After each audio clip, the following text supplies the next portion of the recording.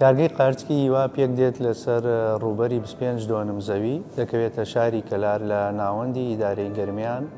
وزەی بەرهەمێنانی ساڵانەمان 1400 تەنە، ئەتوانین بڵێن لە ڕۆژێکدا 3 تەن بەرهەممان هەیە. بیرۆکەی دامەزراندنی کارگەکە لە ساڵی 2019ەوە ئێمە دەستمان بە ئیشکردنی ئەم کارگەیە کردووە. لە مانگی سێی 2023ەوە کەوتوینەتە بەرهەمهێنان.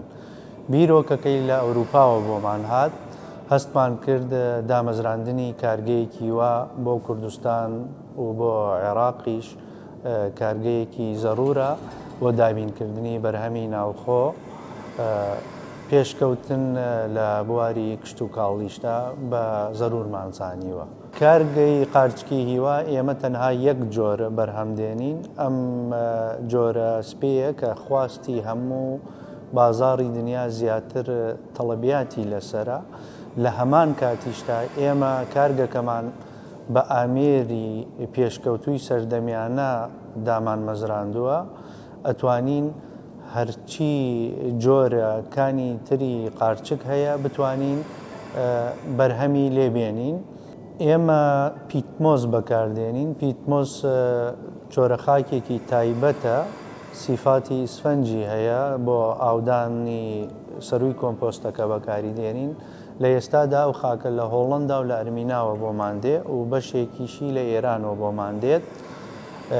ئەو خاکە ئێمە بەکاری دێنین، جێگایەکی تایبەتمان هەیە، دامان ناوە لەوێنە. لە دوای ساڵێک لەبەرەوەی زۆر بەقەوەتە ناتوانین بیکەینە کشت و کاڵۆ، لە دوای ساڵێ ئەیهێنینەوە بە ناو کارگە ڕیسایکڵی یەکەین، ئەیکەینە پیتمۆس کە بتوانین دووبارە بۆ گوڵدان و کشت و کاڵی بشێت. ئێمە بەرهەمەکانمان ئەتوانین بڵێن لە ئێستادا بۆ هەموو عێراقا. بەشێکی زۆری بەرهەمەکەمان دەنێرینە بەغداد، مووسڵ، و بەشێکی تری لە بەرهەمی ڕۆژانشمان دەنێرینە سلێمانی و کەلار و دەوروبەری.